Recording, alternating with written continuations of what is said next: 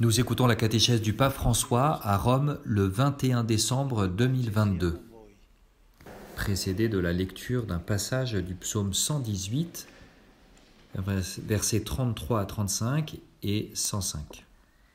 Lecture du livre des psaumes. Enseigne-moi, Seigneur, le chemin de tes ordres. À les garder, j'aurai ma récompense.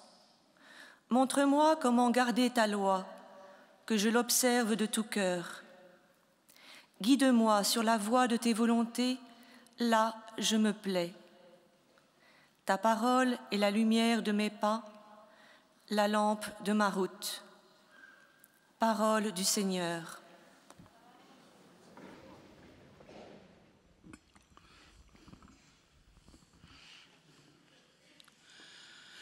Cari fratelli e La parole du sorelle, pape maintenant. buongiorno e benvenuti. Chers frères et sœurs, bonjour et bienvenue. Continuiamo, sta finendo, le catechesi sul discernimento. Nous poursuivons, nous sommes en train de finir, les catéchèses sur le discernement, et ceux qui ont pu suivre ces catéchèses jusqu'à maintenant pourraient peut-être se dire « Mais quelle pratique compliquée que le discernement !»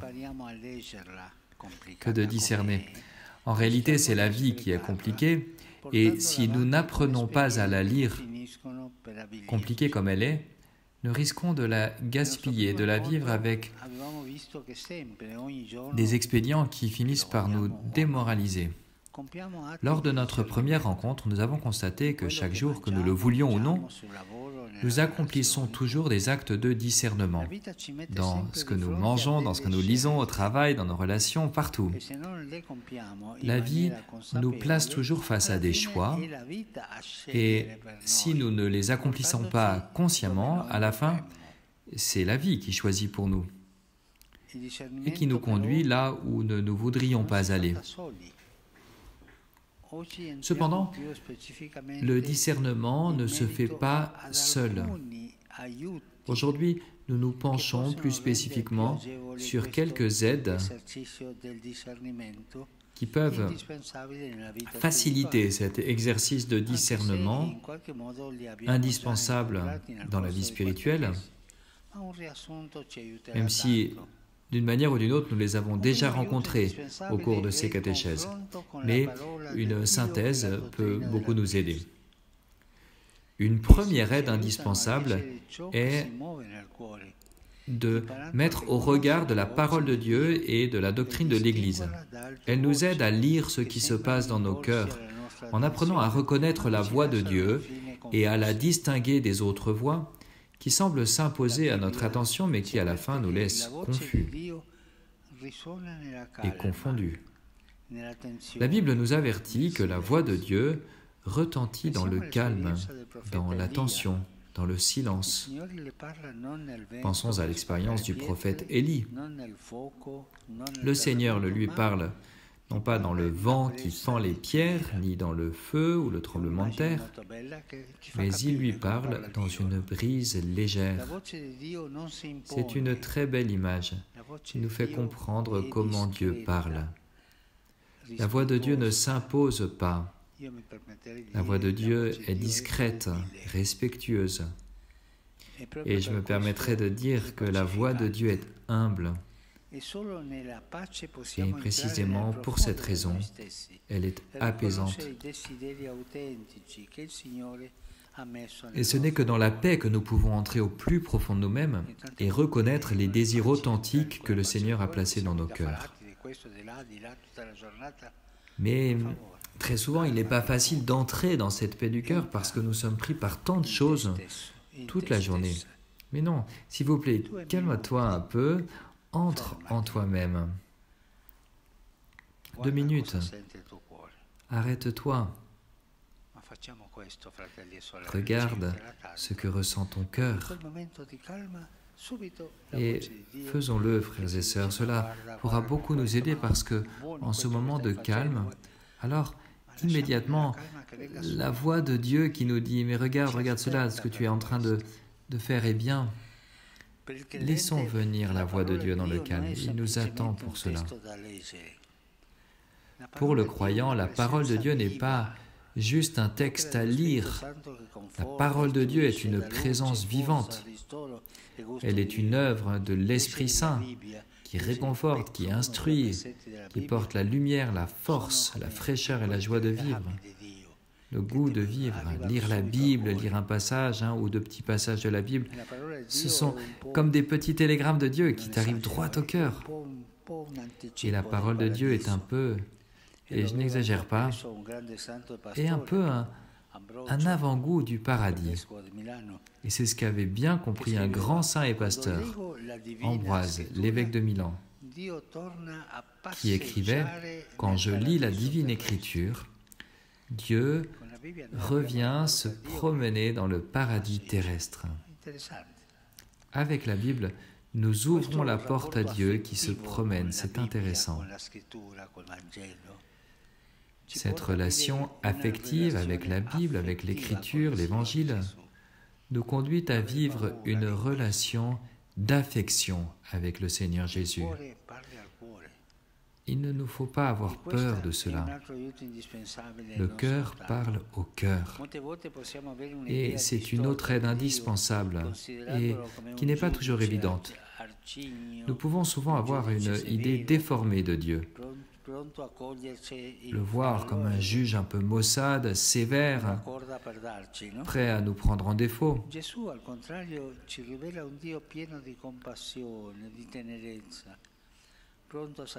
Jésus, au contraire, nous révèle un Dieu plein de compassion et de tendresse, prêt à se sacrifier pour nous rencontrer, tout comme le Père dans la parole du Fils prodigue, la parabole du Fils prodigue. Un jour, quelqu'un a demandé, je ne sais pas si c'était à sa maman, à sa grand-mère, on me l'a raconté, « Que dois-je faire? Que dois-je faire en ce moment ?» Et la réponse, « Eh bien, écoute Dieu, il te dira ce que tu devras faire, ouvre ton cœur à Dieu. » C'est un beau conseil. Et je me souviens d'un jour, lors d'un pèlerinage de jeûne,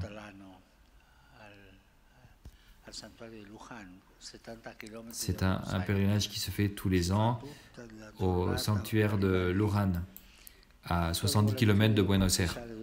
On marche toute la journée pour y arriver. Et j'avais l'habitude de confesser pendant la nuit. Un jeune homme s'est approché, environ 22 ans. Il était couvert de tatouages. Il s'est approché et je me suis demandé qu'est-ce qu'il veut lui. Et il m'a dit, « Vous savez, je suis venu parce que j'ai un problème grave. » Et je l'ai raconté. Je l'ai raconté à ma mère. Et ma mère m'a dit, « Va voir la Vierge. Fais le pèlerinage et la Vierge te le dira. » Et je suis venu. J'ai un contact avec la Bible. Ici, j'ai écouté la parole de Dieu et cela m'a touché le cœur. Et maintenant, je dois faire ceci, ceci et cela. La parole de Dieu te touche le cœur et te change la vie. Et cela, je l'ai vu de nombreuses fois. Parce que Dieu ne veut pas nous détruire. Dieu veut que nous soyons plus forts, que nous soyons meilleurs chaque jour. Celui qui reste devant le crucifié ressent une peine nouvelle, apprend à ne pas avoir peur de Dieu, car Jésus sur la croix n'effraie personne. Il est l'image de l'impuissance totale et en même temps de l'amour le plus accompli, capable d'affronter pour nous toutes sortes d'épreuves. Et les saints ont toujours eu une prédilection pour Jésus crucifié. Le récit de la passion de Jésus est la voie maîtresse pour affronter le mal sans nous laisser submerger par lui. En elle, il n'y a pas de jugement. Il n'y a pas de résignation car elle est traversée par une lumière plus grande qui est la lumière de Pâques qui permet de voir dans ces terribles actes un dessein plus grand qu'aucune entrave, aucun obstacle, aucun échec ne peut rendre vain. La parole de Dieu fait toujours regarder de l'autre côté. C'est-à-dire, il y a la croix ici, c'est triste, mais il y a une autre chose. Il y a une espérance, il y a la résurrection. La parole de Dieu t'ouvre toutes les portes, parce que c'est lui, le Seigneur, la porte. Alors prenons l'Évangile, prenons la Bible en main. 5 minutes par jour, pas plus. Emportez un évangile de poche avec vous dans votre sac. Et quand vous êtes en voyage, vous le prenez, vous le lisez un peu pendant la journée, un petit passage, et vous laissez la parole de Dieu s'approcher de votre cœur. Faites cela, et vous verrez combien votre vie changera avec la proximité avec la parole de Dieu. Oui, Père, mais moi je suis habitué à lire la vie des saints. Oui, cela peut te faire du bien, ça te fait du bien. Mais ne mets pas de côté la parole de Dieu. Prends l'Évangile avec toi et lis-le, ne serait-ce qu'une minute par jour.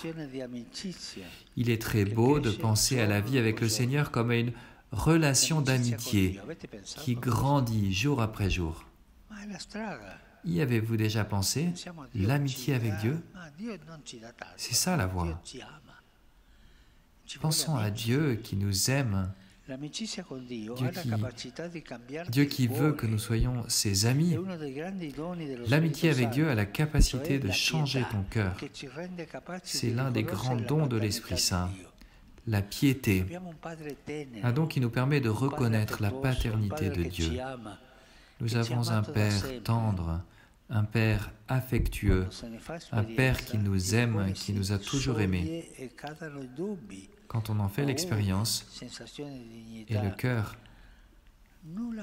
fond et les doutes, les peurs, les sentiments d'indignité s'en vont. Rien ne peut s'opposer à cet amour de la rencontre avec le Seigneur.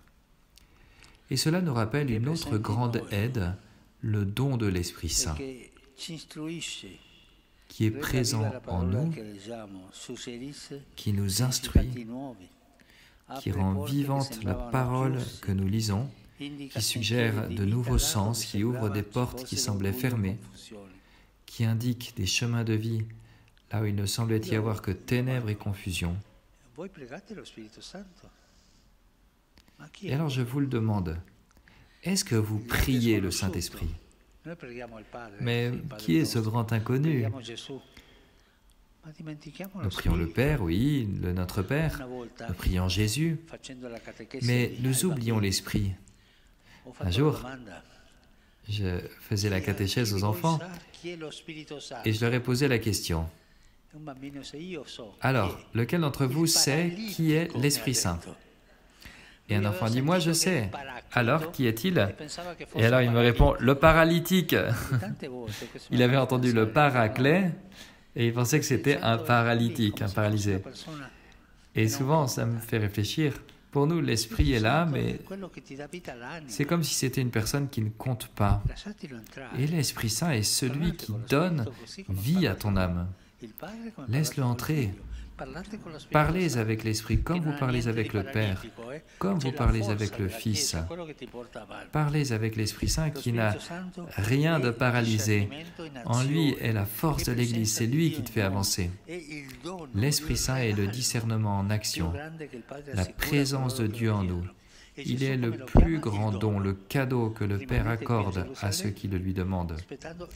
Et comment Jésus l'appelle-t-il? Jésus l'appelle le don. Restez ici à Jérusalem en attendant le don de Dieu, le don qui est l'Esprit Saint. Il est intéressant de vivre sa vie dans l'amitié avec l'Esprit Saint, car il te change, il te fait grandir.